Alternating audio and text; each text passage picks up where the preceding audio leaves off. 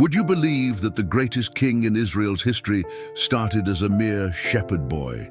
Forgotten by his own family, David was the youngest of 8 sons, never considered important enough to be a warrior, let alone a king.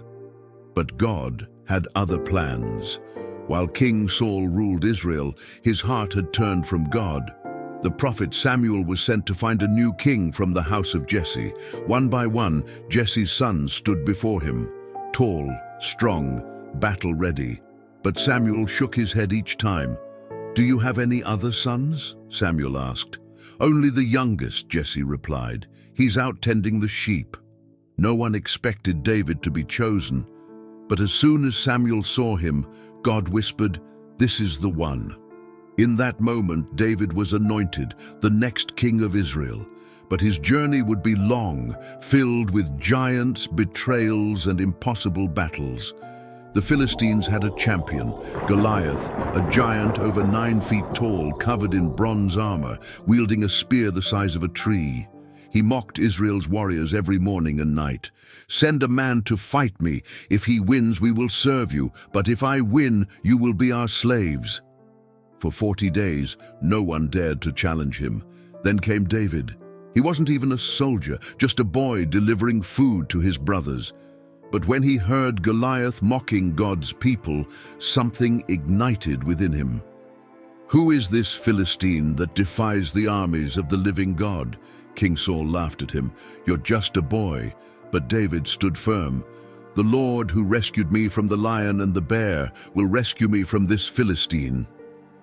Armed with only a sling and 5 smooth stones, David stepped onto the battlefield. Goliath roared in laughter. "Am I a dog that you come at me with sticks?" David did not flinch. "You come at me with sword and spear, but I come in the name of the Lord Almighty." As the giant charged, David slung a stone straight into Goliath's forehead. The Philistine champion crashed to the ground. Before anyone could react, David rushed forward, grabbed Goliath's own sword, and beheaded him. The impossible had happened. A boy had slain a giant, and Israel rejoiced. David's victory made him famous. He became a mighty warrior, leading Israel to victory after victory. The people sang, "Saul has slain his thousands, but David his tens of thousands." But Saul's heart burned with jealousy. He saw David as a threat. Soon, the king who once welcomed David into his court now wanted him dead. For years, David fled into the wilderness, hiding in caves, hunted like an animal. Twice he had the chance to kill Saul, but he refused. "I will not lay a hand on the Lord's anointed." Despite the betrayal, despite the suffering, David trusted God's promise. In time, Saul's paranoia led him to his own destruction.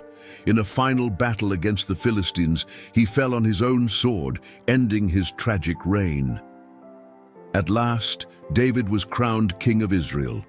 The shepherd boy had become the ruler of a nation. Under his reign, Israel prospered, and the Ark of the Covenant returned to Jerusalem. David was victorious in battle, a man after God's own heart. But his greatest test was yet to come. One evening, David saw a woman bathing on a rooftop. Bathsheba, the wife of Uriah, one of his most loyal soldiers. Desire consumed him. He sent for her. She became pregnant. To cover his sin, David tried to trick Uriah into spending the night with his wife. But Uriah, loyal to his men on the battlefield, refused. So David orchestrated his death. He sent Uriah to the front lines of battle, ordering the army to pull back, leaving him defenseless. Uriah was killed. David thought he had hidden his sin. But then came Nathan, the prophet, with a story. "A rich man stole a poor man's only lamb and slaughtered it. What should be done?" David's anger burned. "That man must die." Nathan's eyes locked onto him. "You are that man." David's heart shattered. He fell to the ground, crying out to God. He had everything, power, wealth, victory, but he had turned from the Lord. Though God forgave him, the consequences were severe. His own family fell apart, and tragedy struck his house.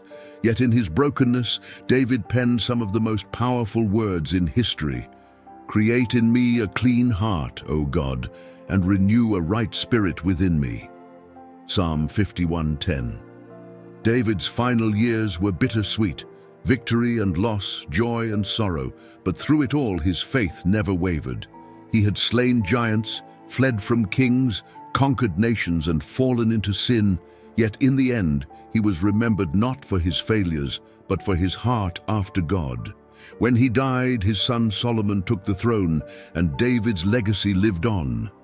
For from his line, a greater king would one day come. David's story is one of triumph and tragedy, strength and weakness, sin and redemption. He went from a forgotten shepherd to a giant slayer, to a hunted fugitive, to a powerful king, only to fall into darkness before finding the light again. The story of David isn't just history, it's a lesson. Even the strongest can fall, even the fallen can rise, and in the end, God's purpose always prevails. If you liked the story, comment Amen.